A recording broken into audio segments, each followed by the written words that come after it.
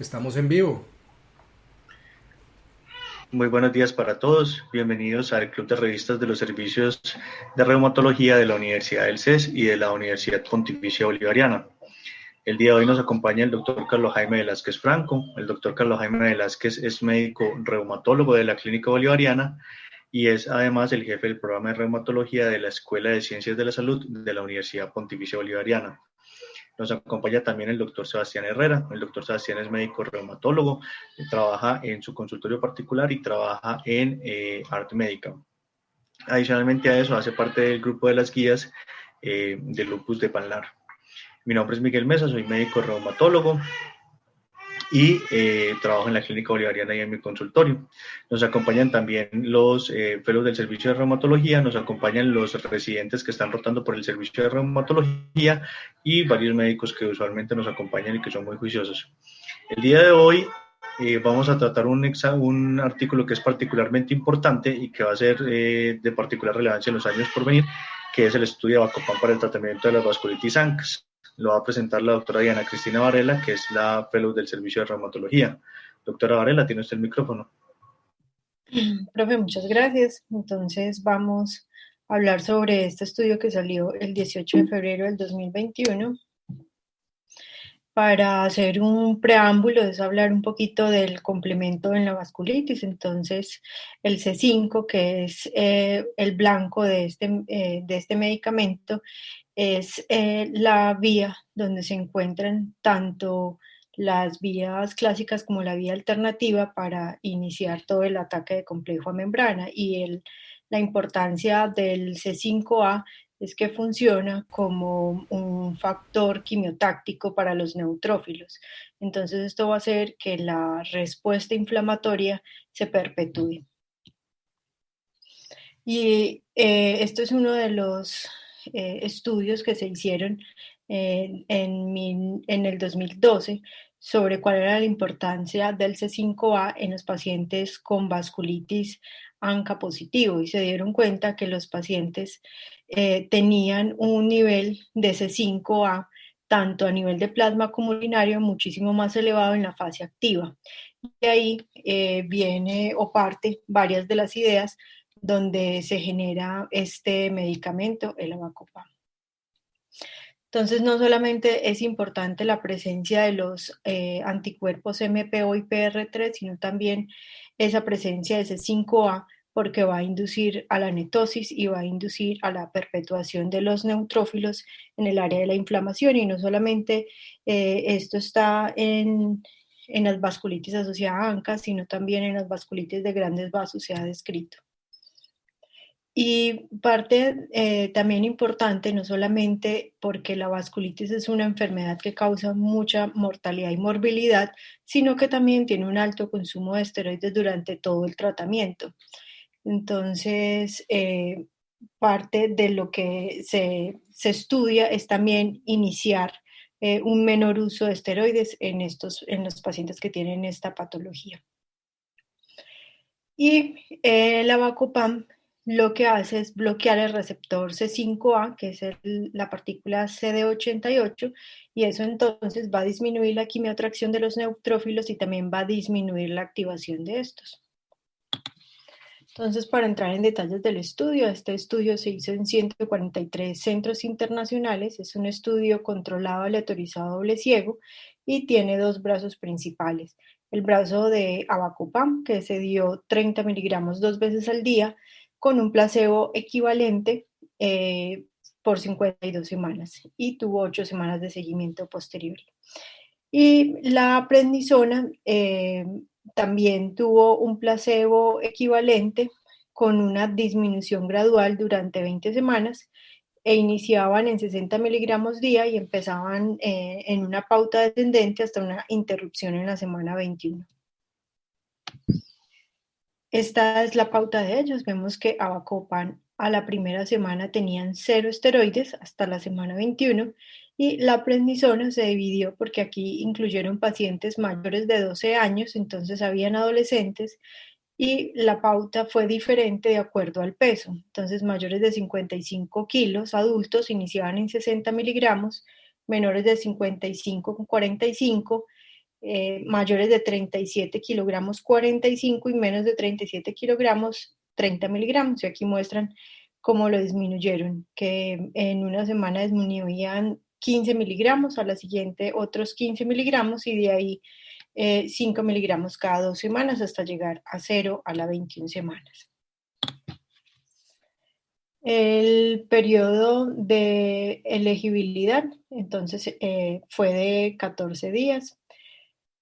Incluyeron a todas las personas mayores de 12 años que tenían una glomerulonefritis con poliangiitis o poliangiitis microscópica, ya sea de un recién diagnóstico o una recaída, y que deberían cumplir con las definiciones del consenso de Chapin-Hill.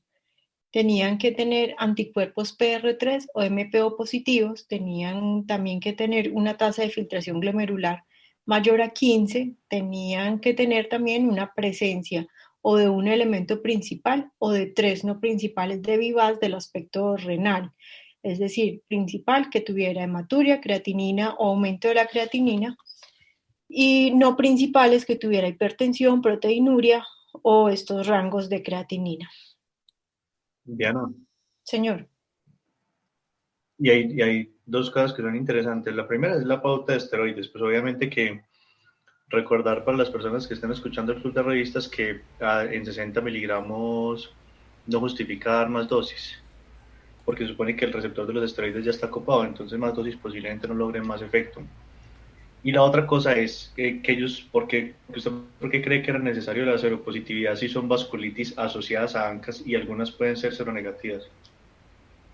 Ellos lo explicaban ahí que era porque todos tenían que cumplir al menos esa parte de como ser más homogéneo y que ahí podían seguirlos también con los anticuerpos. En cambio, los ANCA negativos podían tener un comportamiento diferente.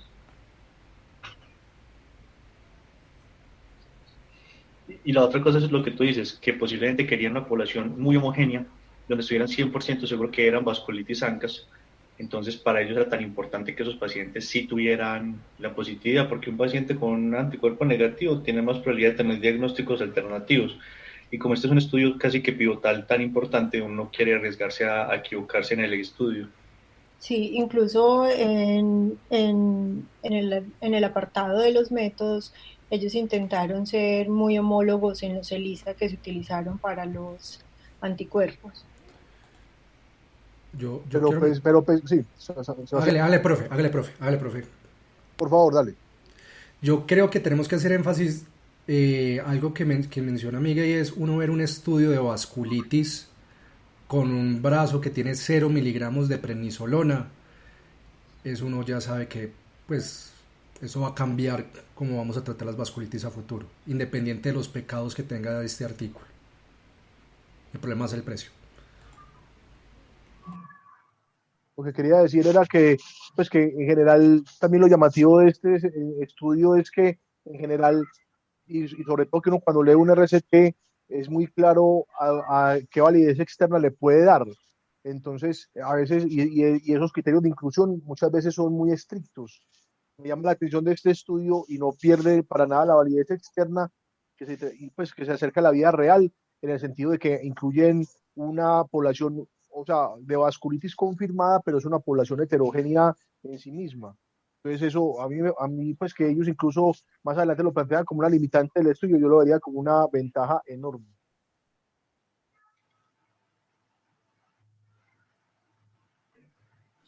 Así es, profe. Entre los criterios de exclusión, ellos excluyeron entonces todos los pacientes que tenían presencia de hemorragia alveolar y que requirieran ventilación mecánica invasiva, que tuvieran la presencia de otras enfermedades autoinmunes o que tuvieran una coagulopatía o un trastorno hemorrágico. También se excluyó los pacientes que tuvieran requerimiento de diálisis o plasmaféresis en las últimas 2 semanas, que fueran trasplantados renales o que hayan recibido ciclofosfamida en las últimas 12 semanas o rituximab en los últimos 12 meses o en los últimos 6 meses con un recuento CD19 mayor a 0.01. O también que tuvieran una dosis acumulada de glucocorticoides mayor a 3 gramos intravenosos en las últimas 4 semanas o que recibieran más de 10 miligramos al día de prednisolona o su equivalente por las últimas 6 semanas antes del periodo del screening. En cuanto a la aleatorización, se hizo una aleatorización entonces 1 a 1 y se hizo una estratificación entre los pacientes que tuvieran diagnóstico reciente o recaída, aquellos que tenían PR3 o MPO positivo y aquellos que venían recibiendo ciclofosfamida o rituximab. Se hizo la aleatorización entonces por un sistema interactivo de respuesta web con un algoritmo de minimización para mantener el equilibrio. En cuanto a los métodos, pues durante el periodo de screening los esteroides se disminuyeron a menos de 20 miligramos al día para la interrupción total a las 4 semanas. En caso de que los pacientes presentaran un ítem mayor del VIVAS, que hablara pues entonces de recaída, se manejó con metilprednisolona 500 miligramos o 1 gramo IV cada día por 3 días. Todos los pacientes tenían que recibir uno de estos 3 tratamientos, o que recibiera ciclofosfamida intravenoso, y ellos lo hicieron 15 miligramos kilogramo hasta máximo 1.2 gramos al día, en el día 1 y a las semanas 2, 4, 7, 10 y 13. Ciclofosfamida vía oral, que era el grupo más pequeño, y es cualquiera de los dos que tuvieran ciclofosfamida, se continuaba con azatioprina 2 miligramos kilogramo día. Y el otro grupo era el de rituximab y ellos utilizaron una pauta de 375 miligramos por metro cuadrado cada semana por 4 semanas. Quería hacer, perdón, un comentario adicional, era con respecto también al enfoque del estudio, que muchas veces los estudios previos de vasculitis asociada a ANCA miran el desenlace del VIVAS como un número. También me parece interesante sobre ver el dominio que está afectado, porque a veces pueden puntear mucho los síntomas constitucionales y de pronto sobreestima la actividad vasculítica. Entonces ver por los dominios de desenlace duro que se están viendo comprometidos también me parece un enfoque interesante. La otra cosa es, hay dos cosas. Uno, que es lo que dice Sebastián de los esteroides, hay que tenerse mucha confianza para uno parar en seco esos esteroides con 4 semanas de desmonte. Eso se llama tenerse confianza. Y la otra cosa es, ¿usted por qué cree que toca aceptar toda esa gama de tratamientos? Porque la Avacopan no era un tratamiento de inducción, es un tratamiento que acompaña. Pero eso no, porque usted puede poner tratamiento que acompañe, pero ¿por qué escoger tantos? ¿Cómo así escoger tantos?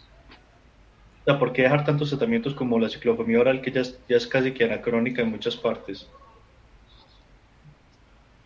No sé, profe, hay muchas partes que siguen utilizando oral, pero eso fue la población más pequeña que hubo del estudio. Pero la razón es muy sencilla. ¿Cuántos fueron? Fueron poquitos. Pues poquitos en número, que son como 300 y pico, pero mucho más, pues, pero muy grande para un número de vasculitis. ¿Pero cuántos centros tuvieron que escoger ellos?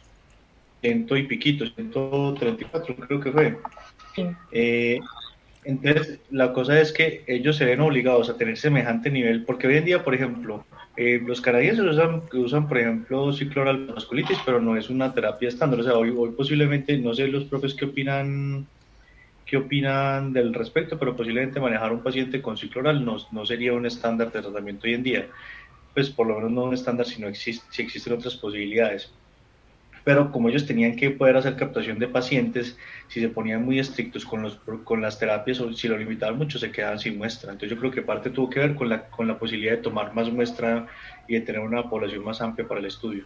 Incluso... por lo que tú dices, porque no es una terapia principal, sino una terapia ayudante que son los esteroides. Aunque siendo reales, el primer método, la terapia principal terminan siendo los esteroides.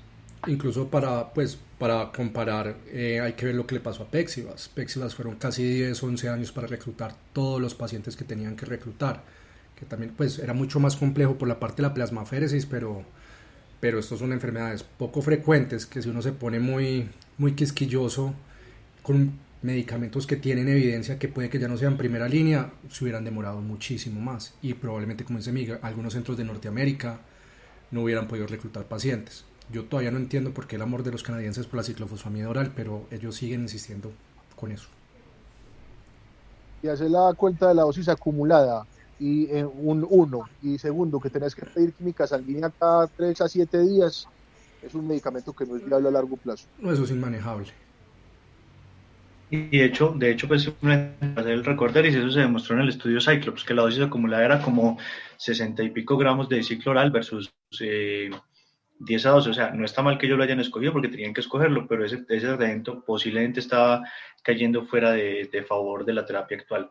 Los canadienses usualmente dicen que es porque tienen una inmunosupresión que es más rápidamente montable y más rápidamente desmontable en caso de que algo salga mal. Pero pues digamos que eso es muy de escuela, muy de cada escuela de ese uso. Así es. Bueno, este fue el esquema para el ajuste de la ciclofosfamida, que lo ajustaron no solamente por tasa de filtración glomerular, sino también por edad, que pues se ha utilizado el mismo esquema en estudios anteriores de ciclofosfamida. El ajuste en dosis posteriores, entonces para colocar la primera dosis todos tenían que tener más de 3.500 leucocitos y según el nadir de la ciclofosfamida se iba ajustando las dosis posteriores. Si tenía más de 3.000 le daban la dosis según la tabla, si tenía entre 2.000 y 3.000 reducían la dosis un 20%, entre 1.000 y 1.900 reducían la dosis un 40%, y si era menor de 1.000 suspendían la dosis y esperaban hasta la siguiente fecha que le tocara la aplicación a ver si era posible o no. Y entonces el desenlace primario para ellos era este. Tenía los pacientes que ya iban con una terapia de rituximab o ciclofosfamida. Recordemos que la ciclofosfamida iba seguida por azatioprina y el avacopan era un acompañante de esta terapia. Al mismo tiempo se le daba un placebo que simulara la prednisona. Y el otro brazo tenía rituximab o ciclofosfamida, también seguido por azatioprina, y el placebo en este caso era el de avacopan y se daba la prednisona de 60 miligramos para llevar hasta 0 miligramos. Y se medía el Vivax a la semana 26 y a la semana 52. También se evalúa en los desenlaces secundarios la toxicidad inducida por glucocorticoides a la semana 26 y 52 y seguían pues esta tabla que fue propuesta en el 2016 en un estudio. Otros desenlaces secundarios era mirar cuál era, señor. Que eso también, una de las cosas innovadoras de este estudio es que no solamente nos habla de la toxicidad del esteroide, sino que nos da una forma de medir la toxicidad. Que eso, no sé, pues yo no me recuerdo, los profes me complementaran, pero no recuerdo que este índice se use tan frecuentemente en los estudios, pero le ayuda a uno como a dar como a medir cierto impacto y a medir multidominio el efecto de los esteroides. No sé, Diana, ¿qué opina también? Pues a mí me pareció muy completo, va desde el cambio de índice de masa corporal, de la hemoglobina glicada, de la presión arterial, de los lípidos, de la miopatía, de la piel, neuropsiquiátricos, infecciones, que a veces uno se le puede pasar esos pequeños cambios, por ejemplo en el perfil lipídico, en la hemoglobina glicosilada, y eso ya nos está alertando sobre esa toxicidad de esteroides. No lo conocía. Idan, una pregunta. ¿Ese artículo original es basado en alguna patología específica, en algún grupo de pacientes o en que esa herramienta en qué se utilizó? Profe, no les sé decir con exactitud. Ok, de pronto miramos ahorita la Lo referencia podemos para buscar. mirarla. Sí, ahorita lo bajo y se los comparto.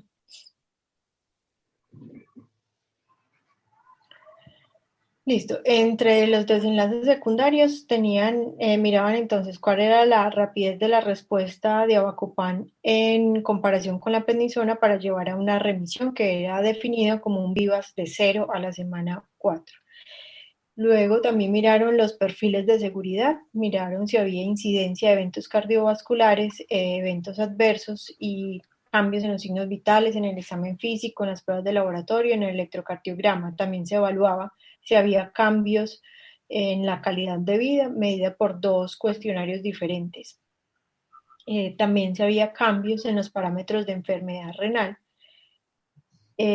cambios en el daño orgánico acumulado, si habían recaídas o no, y los cambios en los marcadores de farmacodinamia y el perfil farmacocinético del avacopan.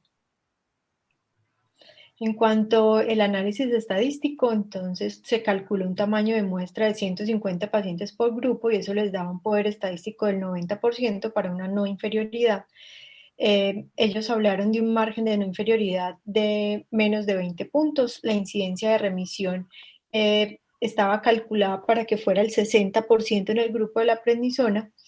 Se hizo un análisis de eficacia primaria por intención a tratar modificado. Se calculó un intervalo de confianza al 95% a 2 colas. Y si el cambio era entonces mayor de menos 20 puntos, se consideraba que el avacopan era no inferior. Y si el cambio era mayor a 0 puntos, se consideraba que el avacopan era superior. Se usaron modelos de efectos mixtos para medidas repetidas y un Kaplan-Meier para mirar el tiempo hasta la recaída. En cuanto a los Diana, resultados, señor. la otra cosa que me pareció curiosa es que ellos hacen un margen de no inferioridad, pero también calculan superioridad misma en el mismo proceso. Sí. Que no, pues yo nunca lo había visto en esto, pero me parece, pues, no es que no me parece mal, me parece bien como ellos lo hacen, que ellos lo describen y dicen, bueno, vamos a hacer una inferioridad, pero si llega a tal punto consideraremos superioridad, que también me pareció una cosa innovadora en este estudio. Sí, pues eso es poco usual de ver porque uno, ya lo habíamos hablado en algunos clubes de revistas anteriores, que hay que mirar muy bien el tamaño muestral para poder decir que algo es no inferior o es superior, que podría ser un tamaño muestral diferente, pero ellos hicieron fue un punto de corte.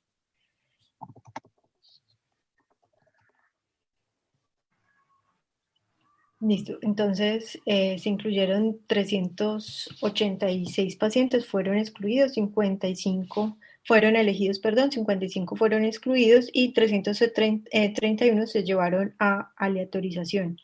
De esos 166 fueron para el grupo de avacopan y terminaron 166 para análisis final, pues. Solamente 4 descontinuaron el estudio entre la semana 26 y 52. Y del otro brazo, 165 fueron los que recibieron prednisolona. De ahí, 164 fue incluido en el desenlace final y solo 2 descontinuaron el estudio, es decir, que las pérdidas no afectaban el tamaño de la muestra.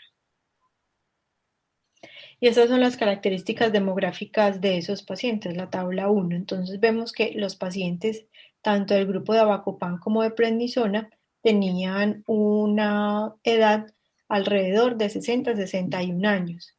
La mayoría eran hombres, también la mayoría eran una raza blanca, tenían un índice de masa corporal promedio de 26, tenían, la mayoría eran pues un diagnóstico reciente, alrededor del 70% versus el 30% que eran recaídas.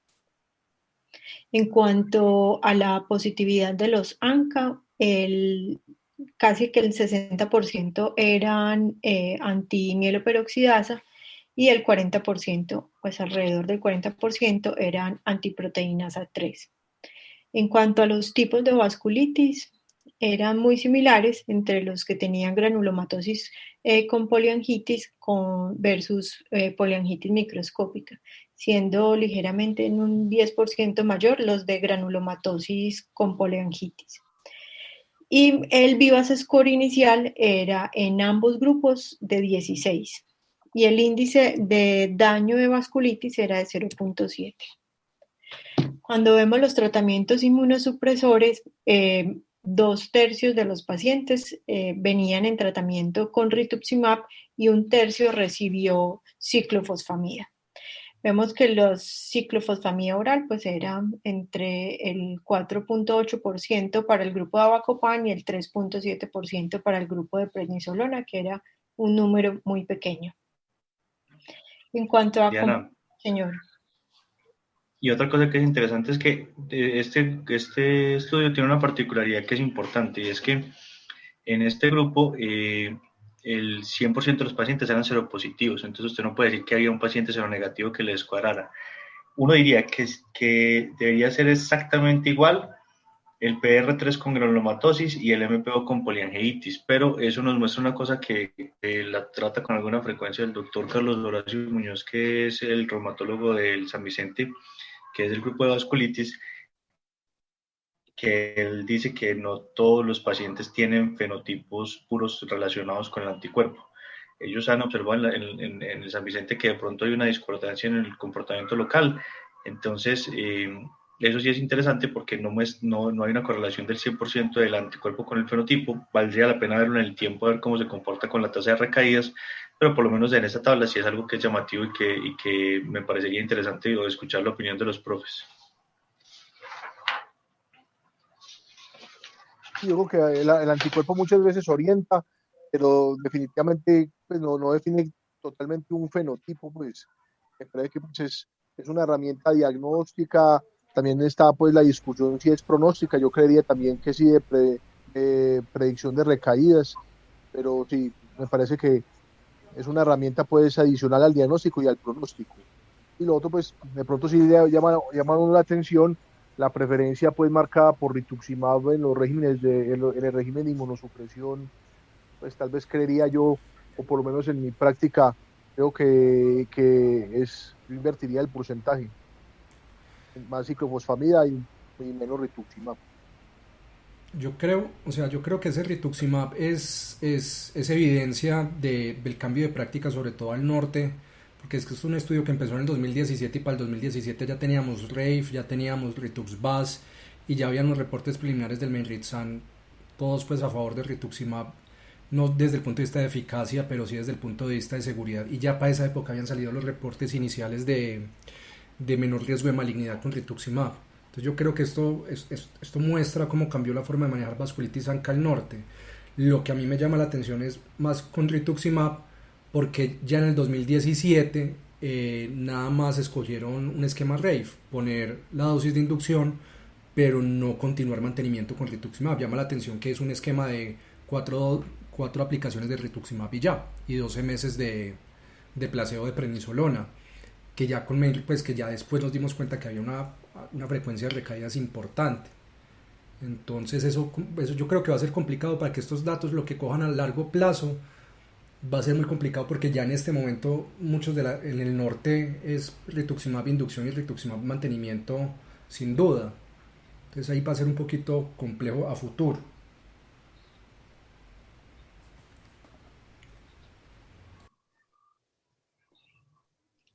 Sí, profe. Bueno, en cuanto a compromisos de daño, el 80% en ambos grupos tenía un compromiso renal importante. Y el uso de glucocorticoides, el 38% para el grupo de Avacopan, 44% para el grupo de prednisona había utilizado glucocorticoides intravenosos y oral alrededor del 60% los dos. La dosis diaria equivalente era de 46 miligramos versus 52 miligramos. Entonces, en cuanto a resultados del desenlace primario, aquí vemos que en cuanto a remisión a la semana 26, la diferencia era de 3.4, con un intervalo de confianza que va entre menos 6 a 12.8. Y ellos mostraban que era una P estadísticamente significativa para no inferioridad y no había diferencia estadística para superioridad. En cambio, cuando miraron la remisión a la semana 52, los pacientes con Avacopan no solamente era no inferior, sino que tendía a ser superior en mantener la remisión. De ahí algo que quieran hablar, que este es pues el desenlace más importante del estudio. ¿Y usted por qué cree que eso se debe así?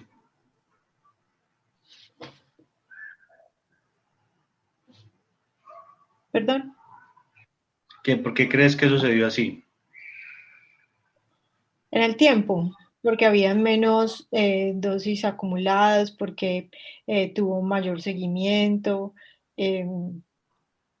Pero en teoría el seguimiento no debería influenciar y la dosis acumulada de los no esteroides. tanto, pero sí un concepto muy importante y es que si Avacopan no tiene efectos adversos, usted no lo tiene que desmontar. Entonces, usted continuar, pues en el símil sería como si usted continuara esteroides de dosis full. Entonces, claro, usted tiene que desmontar los esteroides. Entonces, es probable que a la semana 52 ese efecto sobre la desmontada Se logre eso, notó. porque hay que recordar que es que el problema de la efectividad es que los primeros 2 a 3 meses de una vasculitis, casi que el 100% del efecto lo logra usted con la dosis alta de esteroides con la que está manejando los pacientes. Y de hecho la mortalidad en los primeros meses de una vasculitis, después de que controla la enfermedad, que se controla en la mayor parte de los casos aceptablemente rápido, es infecciones. Entonces, posiblemente al usted tener que desmontar el esteroide y poder mantener la Avacopan, esa diferencia en el tiempo es donde logra realmente salir a relucir. No sé los profes qué opinan. A la semana 52 el paciente solo venía recibiendo azatioprina para los que iniciaron con ciclofosfamida o previamente recibieron rituximab, pero no habían continuado con nada. Y ya para este tiempo la prednisona ya se había desmontado, ya había estado en 0 miligramos. Es decir, que ellos venían solamente con azatioprina o con lo que haya dejado el rituximab, mientras que Y la, estos venían con azatioprina Avacopan o con el que recibió rituximab más Avacopan.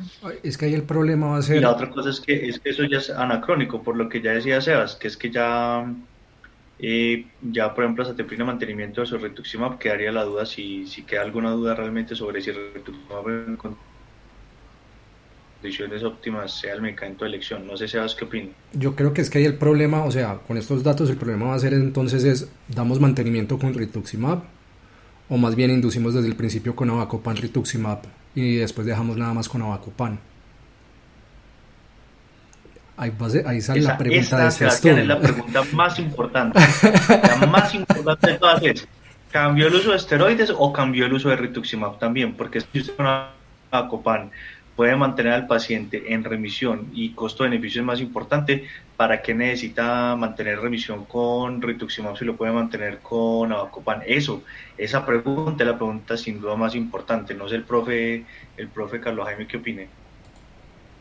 Lo que pasa es que uno se vería muy entusiasmado a responder esa pregunta, pero yo creo que el estudio llega simplemente para que, o sea, es comparando esteroides a Bacopan, porque creo que el régimen de inducción pues, es diferente, pues, y por lo menos ellos, por lo menos también son muy guapos, pues, de la manera en que utilizan ciclofosfamida. Yo con menos de 3.500 leucocitos no pongo pues ni a palo ciclofosfamida, pues es un manejo diferente.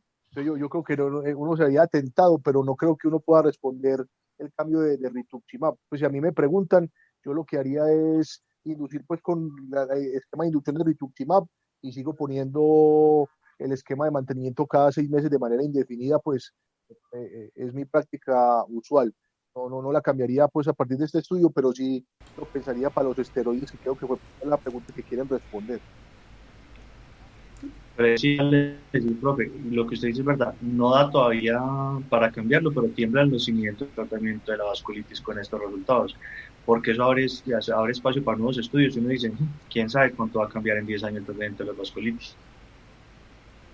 Sí, o sea, el laboratorio se debe estar, pues debe estar babeando porque ya deben estar empezando, ya deben estar diseñando a ver cómo empiezan a reclutar mantenimiento Avacopan versus mantenimiento rituximab.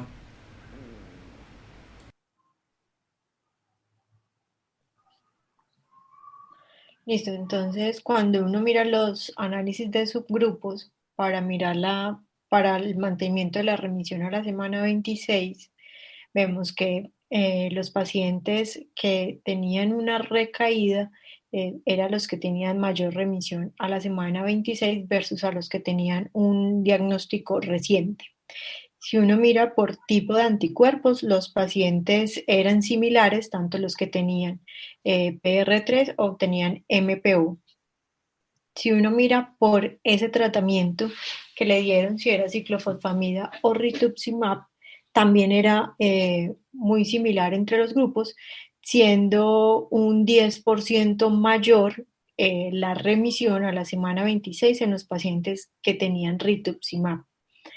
Y en cuanto al tipo de vasculitis, los pacientes con granulomatosis con poliangitis también eran muy similar a los de poliangitis microscópica. Pues no había mucho, había un 5% de diferencia.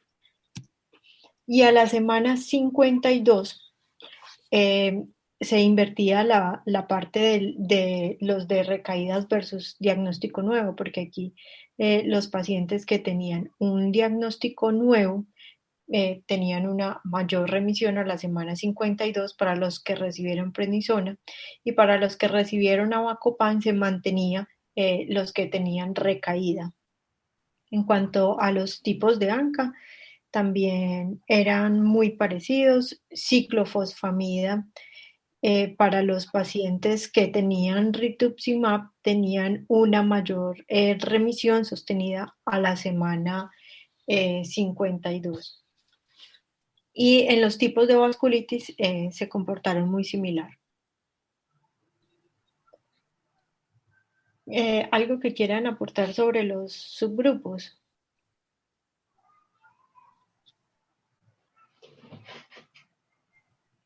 Yo pienso que no. Sí, no sé si de pronto, Anita, también eso puede ser explicado pues por el amplio grupo de vasculitis que incluyeron pues en cuanto a definición, ¿cierto? Entonces no Sí. es posible que también esos desenlaces sean como consecuentes porque no son tan estrictos y se restringen ni por inmunosupresión, ni por anticuerpos, ni en nuevos, ni en recaídas. De pronto uno podría, pues, no sé si me parecería, mirándolo así grande, que sea algo esperado, pues, por la forma en que los criterios de elegibilidad del estudio. Y pues ellos lo sacan todas estas tablas en el suplemento, no lo sacaron en el artículo principal, precisamente porque al dividirlo en subgrupos perdía poder estadístico. Miren que el tamaño de las muestras disminuyó mucho, habían unos grupos de 60, 50 pacientes, y por eso no podían decir que era superior o no inferior, pues porque se perdió el poder estadístico de los subgrupos. Pero hacen una tendencia pues llamativa, que no había mucha diferencia entre uno y otro.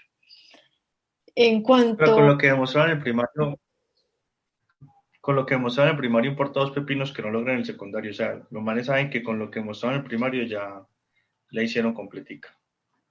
Por eso también no intentan su grupo, porque es un desenlace tan importante que dicen, su grupo pues todavía no.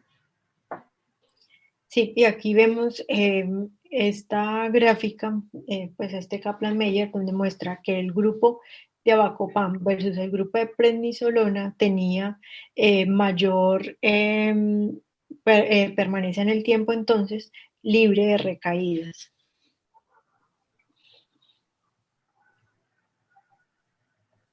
En cuanto a desenlaces secundarios, como les había dicho, ellos habían medido varios desenlaces, hicieron muchos desenlaces secundarios. En cuanto al uso de glucocorticoides, pues había una diferencia importante. Miren que ningún intervalo de confianza cruza el cero, por lo cual uno infiere que hay que es significativo estadísticamente en cuanto a que el avacopan presenta menores efectos adversos pues versus los glucocorticoides. Y aquí vemos también estos gráficos de barras donde se demuestra que tanto a la semana 13 como a la 26 la toxicidad por glucocorticoides era muchísimo menor en el grupo avacopan. En cuanto a la tasa de filtración glomerular, los pacientes presentaron también una diferencia que es estadísticamente significativa, más no clínicamente importante, porque la diferencia fue solamente pues de 3 mililitros minuto, tanto a la semana 26 como a la semana 52. Y así se graficó también, como una diferencia pues para ellos, que tiende a ser estadística, pero lo que les digo, que clínicamente realmente no impacta mucho. Y 2 pacientes en el grupo de Avacopan y 4 pacientes en el grupo de prednisona finalmente durante el periodo de tratamiento tuvieron que recibir diálisis. Yo creo que hay que hacer una cosita y es muy importante lo que vos dijiste. Probablemente no hay una diferencia clínica, pero le da a uno tranquilidad de que no es al revés. Sí, O sea, que es no que empeora. uno no encuentra por dónde criticar a Bacopan. O sea, porque, listo, perfecto, no resiste glucocorticoides, pero es que tampoco, o sea, ni siquiera tengo como criticar desde el punto de vista renal, que es como a veces uno de los grandes temores que uno tiene con vasculitis ANCA. Entonces da mucha tranquilidad esa gráfica. Sí, de que no lo va a empeorar, por lo menos tiende a la mejoría, aunque no es pues la gran mejoría que uno puede esperar. Sí, señora. En cuanto a los desenlaces de calidad de vida, también fueron muy similares. Todos, ya sea del grupo de prednisolona o del grupo de Avacopan, tendían a mejorar la calidad de vida a lo largo del tiempo del tratamiento. Avacopan tuvo ligeramente una mayor mejoría en la calidad de vida. Si medimos, pues si vemos acá en el SF36, en el rol físico, en la función física y en el rol emocional tenía y una percepción mayor de vitalidad, se veía mejor en los pacientes de Avacopan versus de la prednisolona. Igual en el otro cuestionario, pues ambos llevaban a mejorar la calidad de vida, pero era ligeramente superior en los pacientes de Avacopan. Y otros desenlaces también que ellos colocaron, como la tasa albúmina creatinina, no había mucha diferencia también, pues había diferencia estadística, como vemos acá, pues ninguno cruza el cero. Eh, en estos dos sí cruzan estos tres sí cruzan el cero, pero realmente tampoco fue un desenlace importante en el estudio. La dosis media total equivalente de prednisona entonces fueron 1.349 miligramos, que eso equivalía a 4 miligramos por paciente día en el grupo de Avacopan y 3.655 miligramos equivalentes a 12 miligramos por paciente día en el grupo de prednisona. Es decir, que los pacientes con Avacopan utilizaron 3 veces menos esteroides con respecto al grupo de prednisolona. Recuerden que el Avacopan el protocolo decía que era cero esteroides, pero que en caso de que ellos tuvieran un punto mayor del VIVAX, recibían los pulsos de prednisolona. Por eso es que eh, terminan con algo de esteroides en el brazo de Avacopan. Y 3 pulsos son 3.000 miligramos. Pues ellos pusieron uno de 500, pues el protocolo dice que puede ser 500 o puede ser de 1000. Entonces algunos tenían 3.000 miligramos, como dice el profe, y otros tenían 1.500.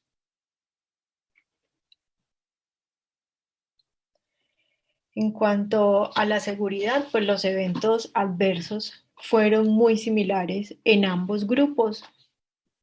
La única diferencia que llamó la atención son los efectos o anormalidades en la función renal para el grupo de Avacopan, que era un poquito menos de 2 veces el cambio en el perfil hepático. De resto, todos eran muy similares, aunque a Avacopan le fue mejor en los eventos a largo plazo de infecciones, tenían menos infecciones y sobre todo infecciones graves. ¿Cuáles son las debilidades y las preguntas por resolver del estudio? Entonces, los glucocorticoides fueron utilizados por pacientes en el grupo de Avacopan, que, como les decía, era mucho menor al grupo de la prednisolona.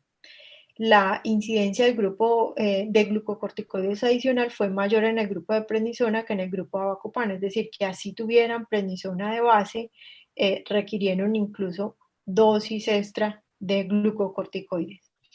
lo que hablábamos al inicio, que probablemente es un ensayo heterogéneo, que hay pacientes que recibieron rituximab y otros ciclofosfamida y otros tenían PR3 positivo y otros MPO positivo, pero esto también se hizo por lo difícil de recolectar estos pacientes para lograr la muestra y porque hacer un estudio de este magnitud solo para MPO o solo para PR3 puede ser un poco más dispendioso en conseguir el tamaño muestral. Y las preguntas que quedan es, ¿qué va a pasar entonces en los pacientes ANCA negativo? Los pacientes granulomatosis con poliangiitis de predominio eosinofílico, esos no estuvieron incluidos. También otra pregunta es qué pasa en los casos de los pacientes que tuvieron glomerulonefritis rápidamente progresiva y hemorragia alveolar que no fueron incluidos en este estudio. Entonces, Diana, señor, ¿y usted por qué cree que esas últimas dos por el- preguntas? porque la eosinofílica también tiene muy baja prevalencia, al igual que estos dos desenlaces. Y por otra razón, y es que la granulomatosis con poliangiitis y eosinofilia no se tiene claro que sea una sola enfermedad, porque tiene dos subtipos: el tipo ANCA positivo, que es muy vasculítico, y el subtipo ANCA negativo, que tiene más compromiso cardíaco. Entonces, es poco probable que haya una enfermedad, que haya un estudio grande y rápido solamente de eso, pero por eso es que es tan complicado con la vasculitis con eosinofilia, porque pueden ser dos enfermedades en un solo fenotipo. Y la otra es porque obviamente en un estudio que es pivotal en el que van a entrar un medicamento duro, no se pueden meter con un grupo de pacientes tan graves como glomerulonefritis rápidamente progresiva y hemorragia alveolar, porque eso ya lo aprendimos de los estudios de rituximab, que les va mal. Entonces hacen como hizo Belimumab, entran por un lado, que es un lado en el que pueden demostrar cosas, y van mordiendo cada vez más pedacitos de la enfermedad para ir consolidando el terreno. No sé, profesor, ¿ustedes qué opinan? Y yo creo que en general, pues digamos que es una minoría, son casos excepcionales. También pues al parecer la respuesta de Ensure Strauss a rituximab tampoco no es la mejor por lo heterogéneo de la enfermedad. Yo tenía una pregunta, Diana, que no la pude encontrar en el artículo, es ¿qué porcentaje de los pacientes del grupo pues, de Avacopan tuvieron que ser... Profe, se le cortó. ¿Qué porcentaje? ¿Qué, profe? De los pacientes de Avacopan tuvieron que ser pulsados porque se aumentó el VIVAS? No dicen, profe. Ok. En el suplemento tampoco está. Ok.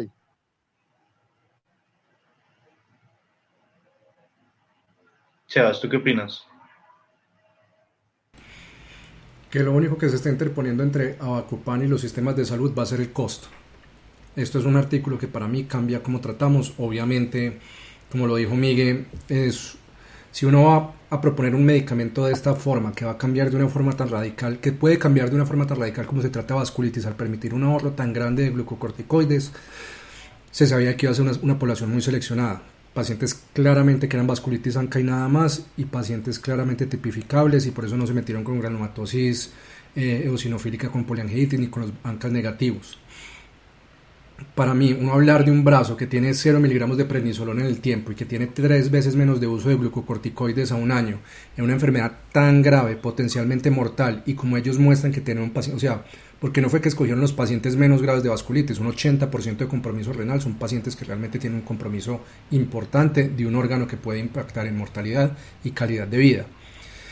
Y uno decir que por sus estudios fase 2 hizo esto y muestra estos datos, la única limitación que yo veo es que la prednisolona es tan barata que donde a ellos se les vayan las luces desde el punto de vista de precios sería la única limitante, porque es un medicamento que uno espera que desde el punto de vista farmacoeconómico, con el ahorro de glucocorticoides, el posible ahorro de efectos adversos a futuro, la posibilidad de menos infecciones a futuro, de menos osteoporosis, de menos cataratas, es...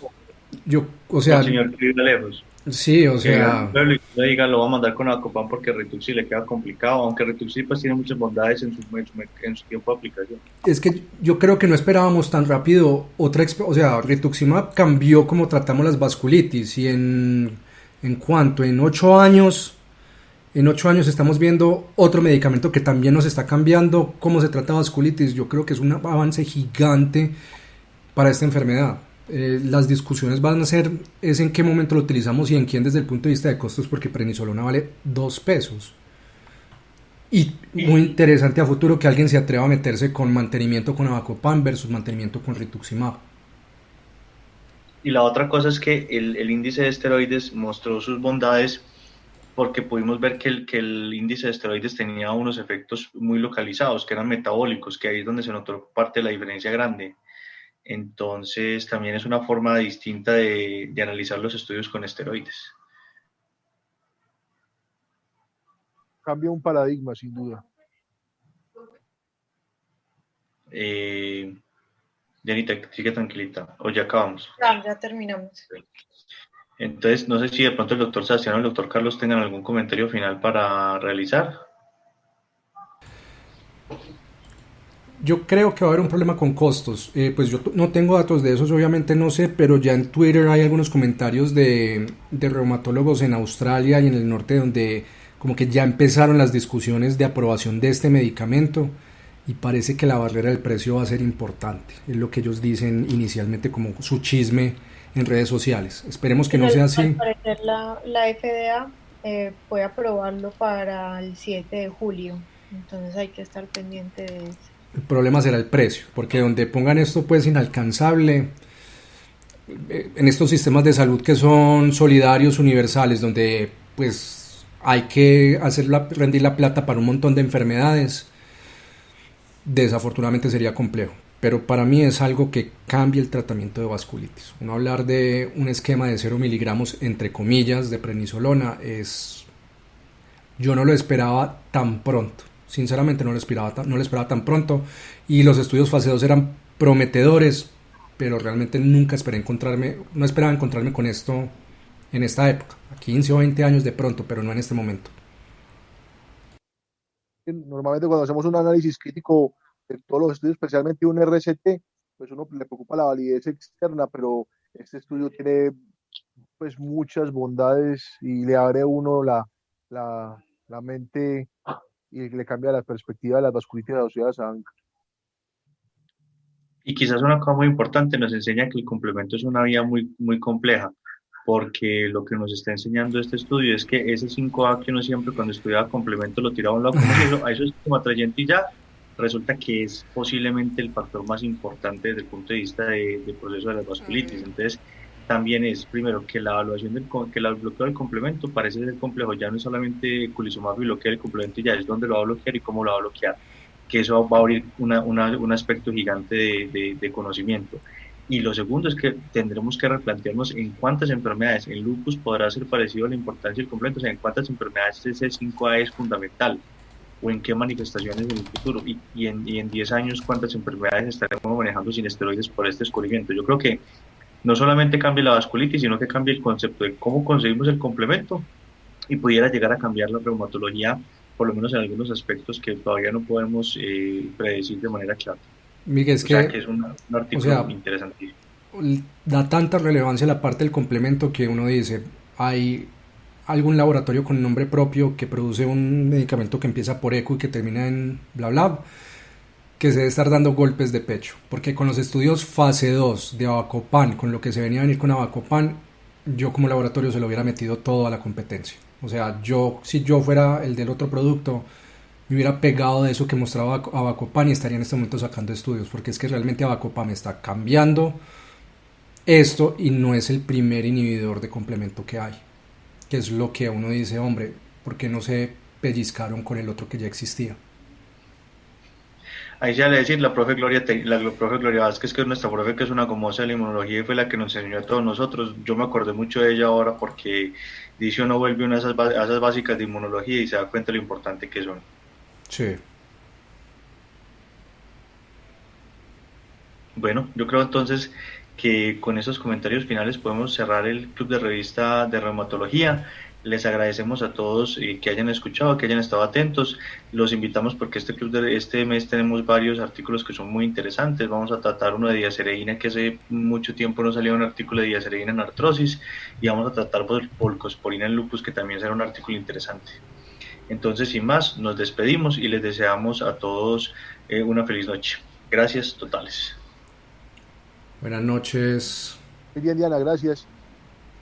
Feliz noche. Gracias. Buenas noches.